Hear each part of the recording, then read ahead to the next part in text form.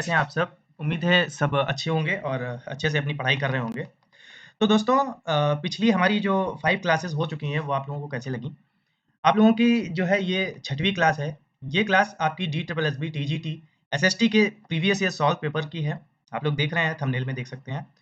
तो अभी तक हमने जो है पहला जो पेपर था उसको सॉल्व किया था। उसमें लगभग 5 वीडियोज़ बनी थी। ठीक है? तो अब ये 6वीं वीडियो जो है ये हमारी दिल्ली DSSB की जो शिफ्ट 3rd फीमेल की थी। क्वेश्चंस तो वही रहते हैं लगभग सेम। तो इसका उद्देश्य आप जान रहे हैं कि इस वीडियो का उद्देश्य हमारा यही है कि आप क्वेश्चंस को पहचानें, क्या स्टैंडर्ड रहता है क्वेश्चंस का और कौन-कौन से टॉपिक्स वो कवर करता है। ठीक है? तो ये प्रीवियस ईयर जो पेपर है ये हमारा 2021 का है। तो इसमें से हम लोगों ने भाग 1 के 5 क्वेश्चन कर लिए थे अपनी पिछली वीडियो में। ठीक है? 5वीं वीडियो में। और ये हमारी 6वीं वीडियो है। यहाँ पे हम लोग स्टार्ट करेंगे अपने क्वेश्चन नंबर 6 से। ठीक है? तो देर ना करते हुए स्टार्ट करते हैं दोस्तों। पहला हमारा क्वेश्चन इसमें आता है, when was Satara annexed under the doctrine of lapse. तो व्यपगत सिद्धांत के तहत जो है वो सतारा पर कब्जा कब किया गया था? तो व्यपगत जो सिद्धांत है वो किसका था? डॉक्ट्रिन ऑफ लैप्स किसका था? तो आप जानते हैं कि डॉक्ट्रिन ऑफ लैप्स की जो मतलब चलाया था, ये जो पॉलिसी थी वो लॉर्ड डलहौजी की थी। ठीक है? और डलहौजी का जो टाइम पीरियड यहाँ पे रहता है वो आप जानते हैं कि 1846 से और 1856 तक, सॉरी 48 से 56 तक। ठीक है? तो अब व्यभिगत सिद्धांत के तहत सतारा पर कब्जा कब किया गया था? तो अब देख लीजिए कि केवल सतारा पर यहाँ पे स्टार्टिंग होती है और फिर उसके बाद में जैतपुर, बघाट, झांसी, नागपुर और अवध। फिर अवध को जो है वो कुशासन के ये क्वेश्चन बहुत आता है, बहुत बार पूछा जा चुका है कि अवध को जो है किस आधार पर जो है क्या अधिग्रहण किया गया था या लैप्स किया गया था। तो वो कुशासन के आधार पर इन्होंने आरोप लगाया था कि ये जो है कुशासन की तरीके से चला रहे हैं अपने राज्य को, राज्य में शासन अच्छा नहीं है।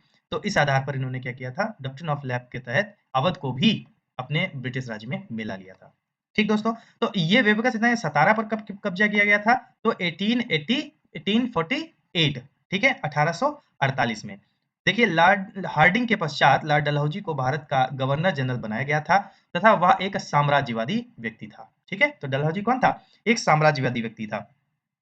ठीक है, उसने ब्रिटिश साम्राज्य का विस्तार करने के लिए व्यपगत सिद्धांत यानी कि डॉक्ट्रिन ऑफ लैप्स, ठीक है, डॉक्ट्रिन ऑफ लैप्स की नीति को चालू किया और इसके तहत निम्न राज्यों को ब्रिटिश राज्यों में मिला लिया गया। अब देखिए ये है 6 राज्य, सतारा 1948, जैतपुर और संभलपुर 1849, सतारा 1848, जैतपुर संबलपुर 1849, बघाट 1850, झांसी 1853। ये बहुत पूछा जाता है, कई बार पूछा गया है। झांसी 1853, ठीक है, 1853 में कौन सा? झांसी। नागपुर को 1854 में, फिर अवध सबसे ज्यादा पूछा जाने वाला 1856 में, कौन सा? अवध।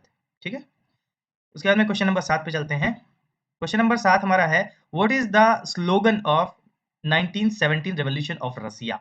तो कह रहा है कि 1917 की जो रूस की क्रांति हुई उसका नारा क्या था? ठीक, तो इस रूस की क्रांति में आप जान रहे थे कि वहां पे जो है सबसे ज्यादा जो मतलब जो एक मुख्य आप कह सकते हो कि किस वजह से वहां पे रूस की क्रांति हुई। तो आप देखिए वहां एक नारा था, शांति, भूमि, रोटी और लोकतंत्र। ठीक, ये 4 चीजों की इनकी डिमांड थी। एक तो शांति चाहिए थी, ठीक है, 1917 में रूस की क्रांति हो रही है। आप समझ रहे हैं कि 1917 का जो टाइम पीरियड है 1914 से लेके 1914, 15, 16 और 17 और 18 तक क्या विश्व युद्ध चलता है पहला। तो यहाँ पर रूस में क्या होता है, रूस की क्रांति हो रही होती है। तो रूस की क्रांति में सिर्फ उनको क्या चाहिए थी? शांति चाहिए थी, भूमि उनको रहने के लिए जगह, और रोटी और लोकतंत्र। रोटी मतलब खाने के लिए और लोकतंत्र उनको चाहिए था। ठीक है, तो रूस की क्रांति का नारा था शांति, भूमि, रोटी और लोकतंत्र। ठीक है, तो आपका आंसर हो जाएगा शांति, भूमि, रोटी और लोकतंत्र, ऑप्शन नंबर बी। ठीक है दोस्तों, और ऐसे ही फ्रांस की क्रांति के लिए नारा आता है। फ्रांस की क्रांति में कौन-कौन से वो 3 शब्द थे जिनको अपने संविधान में भी लिया गया है। ठीक है, तो अब देखिएगा इसको, फ्रांस की क्रांति पढ़िएगा अच्छे से। उसके बाद में ये क्वेश्चन देखिए, बहुत बार आया है कि फ्लाइंग शटल को लेकर के। ठीक है, तो जॉन काय या जॉन के, आपको दोनों में से कोई भी चीज लिखी मिल सकती है। तो जॉन काय ने जो बुनाई की जो प्रक्रिया है उसको तेज करने के लिए एक फ्लाइंग शटल का आविष्कार किया था। इससे क्या हुआ, एक औद्योगिक क्रांति में एक बहुत बड़ी क्रांति आ गई। कि फ्लाइंग शटल का जब आविष्कार हो गया तो जो करघा होता है, जिसको अब हिंदी में आप करघा बोलते हैं, ठीक है? ठीक है? तो उससे क्या हुआ कि रस्सियों को जो है बनाया जाता था, कपड़े के लिए धागा बनाया जाता था, ठीक है? तो जो जॉन काय, ये डायरेक्ट पूछ लेता है कि फ्लाइंग शटल की आविष्कार किसने किया? तो उसका आंसर हो जाएगा जॉन काय। तो कब किया इन्होंने? तो 1733 में, ठीक है? तो जॉन काय ने जो बुनाई की प्रक्रिया को तेज करने के लिए फ्लाइंग शटल का आविष्कार कब किया? तो 1733 इसका आंसर हो जाता है। ठीक है दोस्तों? क्या हुआ कि 1941 तक भारत में भी 35% से अधिक जो क्या हुआ कि फ्लाइंग शटल लग चुके थे। ठीक, ये भी ध्यान रखिएगा कि जो 1941 ईस्वी तक भारत में भी 35% से अधिक फ्लाइंग शटल लग चुके थे। त्रावणकोर, मद्रास, मैसूर, कोचीन, बंगाल आदि क्षेत्रों में ऐसे करघे 70% से भी 70% से 80% तक लगे हुए थे। ठीक है, तो एक तेज प्रक्रिया हो गई, बुनाई की प्रक्रिया को तेज कर दिया इसने। ठीक है, उसके बाद में क्वेश्चन नंबर 9 कह रहा है dash was the slogan of the anti Simon agitation. तो कह रहा है कि जो साइमन कमीशन आया यहाँ पे उसका विरोधी आंदोलन का नारा क्या था? ठीक है, तो साइमन कमीशन गो बैक का नारा दिया गया था। आप लोग सब लोग जानते हैं ये चीज, ठीक है, साइमन वापस जाओ। तो कब आया था? ब्रिटिश सरकार के द्वारा 1927 ईस्वी में साइमन की अध्यक्षता में भारतीय वैधानिक आयोग का गठन किया गया था। ठीक है, कई बार पूछा जा चुका है कि भारतीय वैधानिक आयोग का गठन कब किया गया, तो आप ये चीज याद रखिएगा कि जो भारतीय वैधानिक आयोग है उसका गठन 1927 ईस्वी में किया गया था। ठीक है, इसने साइमन आयोग तथा श्वेत आयोग भी इसे कहते हैं। ठीक है, श्वेत आयोग का मतलब ये इसलिए कहते हैं क्योंकि जो इसके 7 मेंबर थे, ठीक है, इसमें कितने मेंबर थे? तो 7 मेंबर आए हुए थे जो साइमन कमीशन में, वो सबके सब क्या थे? गोरे थे, यानी कि अंग्रेज थे। ठीक है, तो श्वेत आयोग भी इसे कहते हैं इस वजह से। इस आयोग के सभी सातों सदस्य अंग्रेज थे। जब यह आयोग जो है 1928 ईस्वी में भारत पहुंचा, तब सभी ने क्या किया? साइमन कमीशन गो बैक के नारे लगाए और लाहौर में इसका विरोध करते हुए लाला लाजपत राय पर एक लाठी से प्रहार हो गया, जिसकी वजह से वो मृत्यु को प्राप्त हो गए। ठीक है, तो ये लाला लाजपत राय की डेथ कब होती है? तो ये साइमन कमीशन की घटना से जुड़ा हुआ है, याद रखिएगा। लाला लाजपत राय की मृत्यु हो जाती है, ये लाहौर में क्या कर रहे थे? साइमन कमीशन का विरोध कर रहे थे। ठीक दोस्तों, उसके बाद में लखनऊ में जवाहरलाल नेहरू और जीबी पंत ने इसका विरोध किया, ये भी याद रखिएगा। ठीक है, कि लखनऊ में कौन इसका विरोध कर रहा था? जवाहरलाल नेहरू और जीबी पंत। ठीक, नेक्स्ट क्वेश्चन पे आते हैं, हमारा क्वेश्चन नंबर 10। 13 अप्रैल 1919 को जलियांवाला बाग में किसने गोलियां चलवाई? आप तो जानते ही हैं, जनरल ओ डायर इसका नाम था, जनरल ओ डायर। ठीक है, ऑप्शन नंबर डी आपका सही हो जाता है। तो क्यों हुआ था जलियांवाला बाग हत्याकांड? तो 13 अप्रैल 1919 को जलियांवाला बाग हत्याकांड होता है। ठीक है, इसमें क्या हुआ था कि ब्रिटिश सरकार का ये विरोध कर रहे थे शांतिपूर्ण तरीके से। ठीक है, यह विरोध सभा रॉलेट एक्ट को लेकर के हो रही थी। सबसे बड़ी बात क्या थी यहाँ पे? जो रॉलेट एक्ट, ये जो काला कानून जिसे हम कहते हैं, ये इस कानून के तहत क्या हुआ था कि इसे इसे क्या कहा जाता है कि बिना वकील, बिना दलील के जो है किसी को भी उठा करके जेल में बंद कर देना और ये भी नहीं बताना कि उसका जो है क्यों उसको बंद किया गया है। ठीक है, तो रॉलेट एक्ट इस तरीके का काला कानून कहा जाता है। तो इसके विरोध में जो है जलियांवाला बाग में क्या हो रहा था? ये लोग शांतिपूर्ण धरना दे रहे थे। वैशाखी का ये त्योहार था उस दिन। ठीक है, उस दिन क्या किया? जनरल ओ डायर ने चारों तरफ से जो है दीवारें उसमें बनी हुई थी, चारों तरफ से बंद था एकदम जलियांवाला बाग। तो उसमें क्या हुआ कि डायरेक्ट उसने ऑर्डर दे दिए फायरिंग के। ठीक है, बहुत से लोग मर गए। तो कॉमन्स डायर ने इसके खिलाफ निंदा प्रस्ताव पास किया और वहीं हाउस ऑफ लॉर्ड्स ने उसे प्रशंसा पत्र दिया। ठीक है, तो जो इस हत्याकांड का जो है खिलाफत करने वाला या निंदा करने वाला जो है वो कौन था? वो कौन था? वो एक और डायर था। डायर के खिलाफ जो है निंदा प्रस्ताव पास किया गया। ठीक है, वहीं हाउस ऑफ लॉर्ड्स ने क्या किया? उसे प्रशंसा पत्र दिया। ठीक है, उसके अंदर 1940 में उधम सिंह ने लंदन में डायर को की गोली मार करके हत्या कर दी। बदला लिया जरूर। तो क्या हुआ कि उधम सिंह जो है यहाँ से लंदन गए गोली मारने के लिए। ठीक है, तो ऐसे हमारे जवान, ऐसे हमारे जो स्वतंत्रता सेनानी थे, इनको हमारे फंडामेंटल ड्यूटीज कहती हैं। फंडामेंटल ड्यूटीज का पॉइंट 7 आप पढ़िएगा, तो उसमें लिखा हुआ है कि जो हमारे फ्रीडम फाइटर्स रहे हैं उनको लेकर के हमारे मन में एक आस्था होनी चाहिए, उनको लेकर के हमारा सम्मान होना चाहिए। ठीक है, तो ये हमारी फंडामेंटल ड्यूटीज है, तो होना चाहिए, आवश्यक है। 11वां क्वेश्चन आता है कि जिस कारण से रूसी अर्ध सामंती व्यवस्था को समाजवादी व्यवस्था में परिवर्तित कर दिया। ठीक, तो पहला क्वेश्चन आप समझ गए कि क्या कह रहा है कि रूस में सीमित औद्योगिकरण यानी कि limited industrialisation in Russia. Then second option कह रहा है well organised technology use in agriculture, कृषि में प्रयुक्त सुव्यवस्थित प्रौद्योगिकी। तो क्या होता है कि किस वजह से रूस में जो है अर्ध सामंती व्यवस्था को जो है समाजवाद में परिवर्तित कर दिया गया। तो हमारा केवल आता है कि रूस रूस में जो सीमित औद्योगिकरण हुआ यानी कि जो लिमिटेड इंडस्ट्रियलाइजेशन हुआ रसिया में, इसने क्या किया कि एक अर्ध सामंती व्यवस्था को समाजवादी व्यवस्था में बदल दिया। ठीक, पढ़ लेते हैं। कह रहा है कि रूस में गृह युद्ध के दौरान समाजवादी समाज का निर्माण कार्य प्रारंभ किया गया। इसके अंतर्गत बोल्शेविकों ने, टर्म आप लिखते रहिएगा, बोल्शेविकों ने उद्योगों और बैंकों का राष्ट्रीयकरण करना प्रारंभ कर दिया। ठीक, बोल्शेविकों का अप्रैल थीसिस आप जानते होंगे, अप्रैल थीसिस की जो डिमांड की गई थी। ठीक, तो अप्रैल थीसिस में उन्होंने क्या कहा था कि पहली बात तो गृह युद्ध जो है उसको समाप्त किया जाए। ठीक है, युद्ध की समाप्ति वो चाहते थे। लेनिन के अप्रैल थीसिस जानते हैं ना आप लोग, तो लेनिन ने क्या मांगा था, गृह युद्ध को समाप्त किया जाए। ठीक है, बैंकों का राष्ट्रीयकरण किया जाए और क्या कहा था कि जो किसान हैं उनकी जमीन पर खेती करने की उनको छूट दे दी जाए। ठीक है, सरकार ने किसानों को उस पर जमीन पर खेती करने की छूट दे दी। ठीक, तो अप्रैल थीसिस में क्या तीन चीजें थी, गृह युद्ध समाप्ति, बैंकों का राष्ट्रीयकरण, किसानों को उसकी जमीन पर खेती करनी दी जाए। ठीक है, तो इसी कारण से क्या हुआ कि जिसका समाजीकरण हो चुका था और शासन के लिए केंद्रीकृत नियोजन की व्यवस्था लागू किया गया। इसके तहत क्या हुआ कि पंचवर्षीय योजनाएं बनाई गई। तो सबसे पहले पूछा जाता है कि पंचवर्षीय योजनाएं किस देश में लागू की गई, तो सबसे पहले रसिया में। ठीक है, तो क्या हुआ, पंचवर्षीय योजनाएं बनाई गई। कहाँ बनाई गई, रसिया में। ठीक, इस प्रकार प्रथम दो पंचवर्षीय योजनाओं के दौरान रूस में औद्योगिक विकास तेजी से हुआ। तो प्रथम दो जो पंचवर्षीय योजनाएं थी उससे क्या हुआ, रूस में औद्योगिक विकास तेजी से हुआ। उद्योगों को बढ़ावा देने के लिए सरकार ने कीमतें कैसी कर दी, स्थिर कर दी। औद्योगिक उत्पादन बढ़ाने जो औद्योगिक उत्पादन है इससे जब ये बढ़ जाता है तो नए नए शहरों का विकास होता है।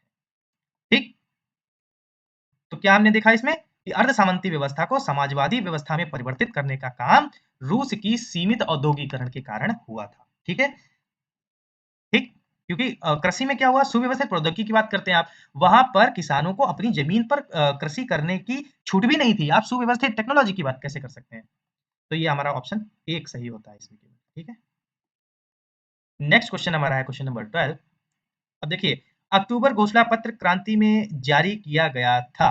कह रहा है कि अक्टूबर का घोषणा पत्र जो है वो किस क्रांति में, क्योंकि उसमें क्या हुआ था, देखिए अक्टूबर की क्रांति, देखिए आप लोग पढ़ते हैं कि जो रूस की क्रांति है वो दो रूपों में आती है, एक फरवरी की क्रांति, एक अक्टूबर की क्रांति। ठीक, और इसमें डायरेक्ट अक्टूबर घोषणा पत्र की बात करता है, तो किस क्रांति से संबंधित हो जाएगा हमारा, 1905 में रूस की क्रांति से। ठीक है, उसके बाद जो है अक्टूबर घोषणा पत्र 1905 में रूस की क्रांति के दौरान जारी किया गया था। इस समय रूस में जार निकोलस दो, किसका शासन था, जार निकोलस दो का शासन था। वह एक निरंकुश तथा स्वेच्छाचारी शासक था। अक्टूबर घोषणा पत्र आता है 1905 में। ठीक, फिर कह रहा है कि निकोलस के साथ किया गया एक समझौता था। क्या था, निकोलस के साथ अक्टूबर घोषणा पत्र क्या था, या एक जो जार निकोलस जो राजा था उसके साथ किया गया एक समझौता था जिसमें एक निर्वाचित संसद ड्यूमा का प्रावधान रखा गया था।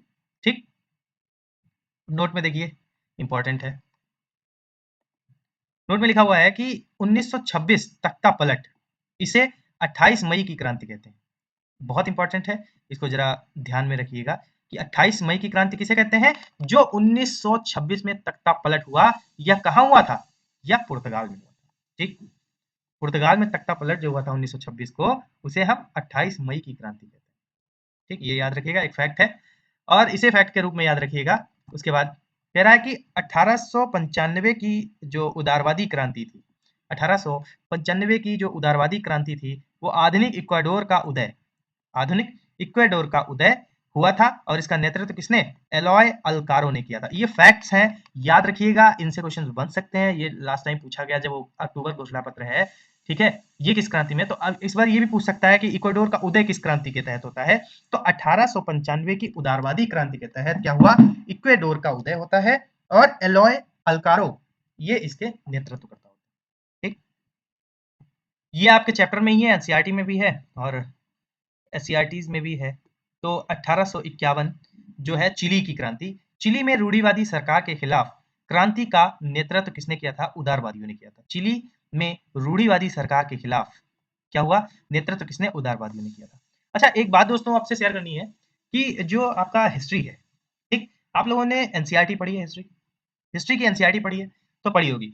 तो हिस्ट्री की जो एनसीईआरटी है उससे अच्छा मटेरियल मुझे लगता है कि जो बिहार की एससीईआरटी है, आप लोग DSSS भी दे रहे हैं तो बिहार की एससीईआरटी जो है एक बार जरूर देखिएगा। उसमें क्या है कि ज्यादा चीजें दी हुई हैं, ज्यादा फैक्ट्स हैं, ज्यादा अच्छे से कवर किया गया है इन सब क्रांतियों को भी, और जो भी चैप्टर्स उसमें एनसीईआरटी में थे उन सभी को भी अच्छे से कवर किया गया है। ठीक है, तो 9th और 10th की जो इतिहास की दुनिया नाम से बुक आती है, तो पहली जो इतिहास की दुनिया कक्षा 9 में और कक्षा 10 में भी इतिहास की दुनिया नाम से ही आती है, भाग 1 और भाग 2 उसी एनसीईआरटी के ही तर्ज पर बनाई गई है, लेकिन इसमें मटेरियल मुझे लगता है बहुत अच्छा है। ठीक है, तो एक बार जरूर उसको प्रेफर कीजिएगा। बारदोली सत्याग्रह का नेतृत्व किसने किया था? ठीक, who organise the Bardoli Satyagraha, किसने किया था?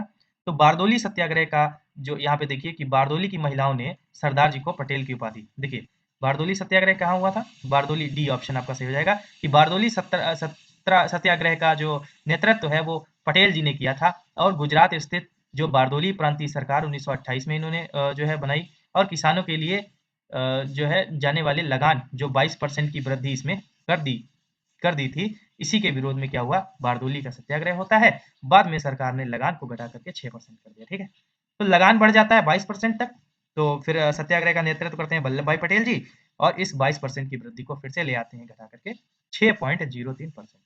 ठीक, और इसी समय इसके पश्चात सत्याग्रह समाप्त हो गया। इसी सत्याग्रह में वल्लभ भाई पटेल को सरदार की उपाधि वही बारदोली की महिलाओं के द्वारा दी गई थी। ठीक दोस्तों, नेक्स्ट क्वेश्चन हमारा आता है क्वेश्चन नंबर 14।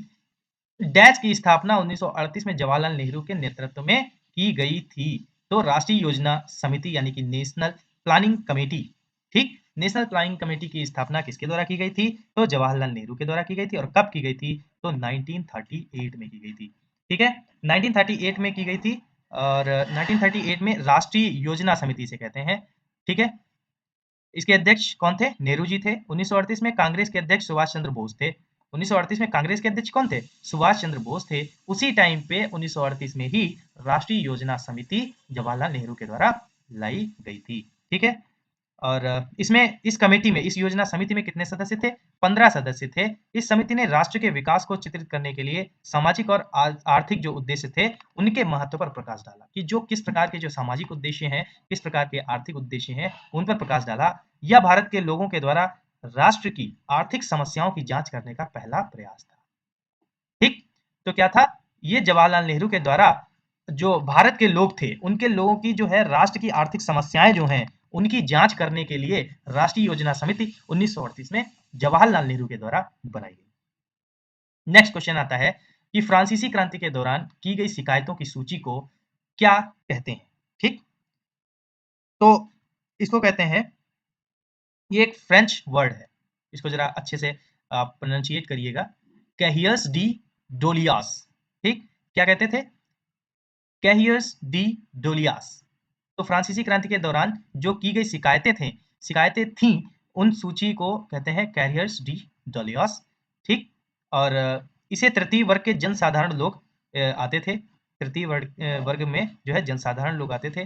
फ्रांस में इस विभाजन को स्टेट कहा जाता था, ये भी पता है आप लोगों को। तो क्या हुआ था कि मतदाता अपने प्रतिनिधियों के लिए, अपनी शिकायतों के लिए एक सूची तैयार करता था, जिसे शिकायती रजिस्टर या कोहियर्स डे डोलियंस कहते थे। मतलब आप लोग समझते हैं कि जो फ्रांस का जो विभाजन था, समाज था, वो 3 स्टेट में डिवाइड था। जो पहला स्टेट था पादरी लोगों का, दूसरा जो है राजशाही लोगों का, राजा जो कुलीन वर्ग होते थे वो, और तीसरे स्टेट में आम जन लोग आते थे। और आम जन लोग डायरेक्ट तो सभी नहीं पहुंच सकते थे, कि जब फ्रांस के जो मीटिंग बुलाई जाती थी तो डायरेक्ट तो नहीं पहुंच सकते थे, तो वो क्या करते थे कि अपने अपने प्रतिनिधियों के हाथ जो है वो अपनी शिकायतें राजा तक पहुंचाते थे। तो क्या उसे उसे ही शिकायती रजिस्टर या कोहियर्स डे ऑडियंस ऑडियंस कहते थे। ठीक, क्वेश्चन नंबर 16 पर आ जाते हैं हम लोग। अब देखिए 1923 में एक स्वराज पार्टी बनी इंडिया में वापस। देखिए फ्रांसीसी क्रांति, अब फ्रांस से फिर इंडिया चलते हैं, कि 1923 में जो स्वराज पार्टी का गठन होता है, ठीक है, किसके द्वारा की गई? सी आर दास और मोतीलाल नेहरू। तो इसमें दोनों ही सही होगा, हो जाते हैं आपके, किसके द्वारा की गई थी? CR दास और मोतीलाल नेहरू के द्वारा की गई थी। ठीक है, स्वराज पार्टी की स्थापना 1923 में चितरंजन दास तथा मोतीलाल नेहरू ने मिलकर के किया था। इसमें चितरंजन दास जो थे वो अध्यक्ष थे। अब देखिए कि इस स्वराज पार्टी के अध्यक्ष कौन थे? तो मोतीलाल नेहरू नहीं थे। मोतीलाल नेहरू क्या थे? सचिव थे। और चितरंजन दास क्या थे? अध्यक्ष थे। ठीक है, तो ये चीज ध्यान में रखिएगा। और फिर नरसिंह चिंतामण केलकर विठल भाई पटेल स्वराज पार्टी के संस्थापक सदस्य भी थे। ये क्वेश्चन पीसीएस 2018 के आसपास हमारे समझ से पूछा गया था, आप लोग देखिएगा। लेकिन ये पीसीएस का क्वेश्चन है। नरसिंह चिंतामण केलकर तथा विठल भाई पटेल स्वराज पार्टी के संस्थापक सदस्य थे। ठीक, तो ध्यान रखिएगा कि नरसिंह भाई चिंतामण और नरसिंह चिंतामण केलकर और विठल भाई पटेल। ठीक, इसका उद्देश्य क्या था कि केंद्रीय एवं प्रांतीय व्यवस्थापिका के अंदर जाकर के उन प्रस्तावों का विरोध करना जो भारतीयों के हित में नहीं थे। तो क्वेश्चन नंबर 17 पर आते हैं। टुलूज के डैश ने 1788 में कैलोन का स्थान लिया था। तो क्या था? टुलूज के कौन? Arc bishop. अब देखिए क्या है ये। टुलूज के आर्क बिशप ने 1788 ईस्वी में कैलोन का स्थान लिया था। 1787 ईस्वी के लगभग फ्रांस में क्या था? वित्तीय स्थिति खराब हो चुकी थी और मंत्री चार्ल्स अलेक्जेंडर डी कैलोन ने वित्तीय सुधारों की सूची के साथ सम्राट 16 से मिले थे। वह विशेषाधिकार प्राप्त वर्ग जैसे पादरी और मंत्री को दी जा रही करों में छूट के खिलाफ था। ठीक, अब देखो कैलोन जो था, अब कैलोन कौन था? तो वहां का वित्त मंत्री था। ठीक, तो जो कैलोन था उसने क्या किया था कि राजा को बोला था कि ये जो पादरी और मंत्री हैं सॉरी, जो ये पादरी और मंत्री हैं, इनको जो करों में छूट दी जा रही है उनको ना दिया जाए। ठीक है, तो उसकी उस चीज के खिलाफ था। क्या होता है कि कैलोन जो है वो 1787 ईस्वी में अपना प्रस्ताव पार्लियामेंट में ले जाने के बजाय असेंबली ऑफ नेटेबल्स में लेकर के चले गए, किंतु यहाँ भी उन्हें निराशा ही हाथ लगी। अतः फ्रांस के प्रतिष्ठित लोगों ने 1788 में कैलोन के स्थान पर एटिने लोमी डी ब्रियन को नियुक्त कर दिया। ब्रियन टुलूज का आर्क बिशप था। ठीक, समझ गए होंगे कि बात क्या चल रही है। वहां पर जो आर्थिक स्थिति थी या वित्तीय सुधारों के लिए जो मंत्री हुआ करते थे वो बात चल रही है यहाँ पे। ठीक, क्वेश्चन नंबर 18 जो है वो यूएसएसआर की प्रथम पंचवर्षीय योजना किस वर्ष लागू हुई थी? अब देखिए यूएसएसआर की अभी हम लोगों ने देखा कि प्रथम पंचवर्षीय योजना जो है यूएसएसआर में जो है 1927 से प्रारंभ होती है। ठीक, द्वितीय पंचवर्षीय योजना 1933 से लेकर 1938 तक। तो इसमें कोई भी ऑप्शन आपके 1927 नहीं दिया हुआ है, तो इसको क्या किया गया था? आयोग ने इस प्रश्न का आंसर जो है वो क्या माना था? 1928 मान लिया था, उसके करीब वाला। ठीक, क्वेश्चन नंबर 19 पर आते हैं। क्वेश्चन नंबर 19 कहता है कि डैश की घटना 14 जुलाई 1789 को हुई थी। तो बास्तिल का पतन हुआ था, आप लोग जानते हैं, इसी से चैप्टर की स्टार्टिंग होती है। नेक्स्ट क्वेश्चन आता है हमारा क्वेश्चन नंबर 20। ब्रेस्ट लिटोवस्क की संधि, ठीक, treaty of Brest Litovsk was signed between किसके बीच हुई थी? तो ये हुई थी रूस और जर्मनी के बीच। ब्रेस्ट लिटोवस्क की संधि रूस और जर्मनी के बीच होती है। ये कब होती है संधि? ये 1918 को जो है रूस और जर्मनी के बीच में 3 मार्च 1918 को होती है। यह एक शांति संधि है जिसमें सोवियत संघ, रूस, बोल्शेविक सरकार और केंद्रीय शक्तियों के मध्य ये किया गया था। इस संधि के तहत क्या हुआ कि लेनिन ने महत्वपूर्ण भूमिका निभाई। लेनिन क्या चाहता था 1918 में? आप जानते ही हैं कि जो अप्रैल थीसिस आई थी, अप्रैल थीसिस में उसका डिमांड क्या था? वो कहता था कि युद्ध से वापस आओ। ठीक, तो इन जो केंद्रीय शक्तियां थी उनसे क्या हुआ कि उनके बीच में एक शांति संधि की गई। जो ब्रेस्ट लिटोवस्क की संधि को जैसे ही आपकी साइन होती है वैसे ही क्या हुआ कि जो है वो युद्ध से बाहर आ जाता है। ठीक, फिर क्या हुआ? इसके कारण आलोचना भी बहुत हुई और बाद में लेनिन ने इस संधि को अपनी भयंकर भूल भी स्वीकार किया था। तो दोस्तों कैसे लगे हमारे ये 20 क्वेश्चन? आप लोग बताइएगा, अच्छे से पढ़ते रहिए। आगे की धीरे-धीरे क्वेश्चंस करा रहा हूँ इस वजह से क्योंकि अभी एग्जाम की डेट कोई क्लियर नहीं है। लेकिन आप लोगों को 2 ही महीने अभी लगभग मिलेंगे। इसके बाद में जैसे ही चुनाव हो जाता है, आपका लोकसभा का चुनाव हो जाता है, तो उसके बाद में आपको तुरंत ही आपकी नोटिफिकेशन, आपका एडमिट कार्ड देखने को मिलेगा। तो दोस्तों इस चीज़ का ध्यान रखिएगा, अपनी तैयारी अच्छे से करते रहिएगा। जो-जो टॉपिक्स इसमें आ रहे हैं, उन टॉपिक्स को ढूँढ-ढूँढ करके कवर कर लीजिएगा प्लीज़। और आप लोग अच्छे से अपनी तैयारी कीजिए। जय हिंद, जय भारत, बढ़िया से तैयारी करते रहें। Best of luck to for your examination. Bye bye, thank you.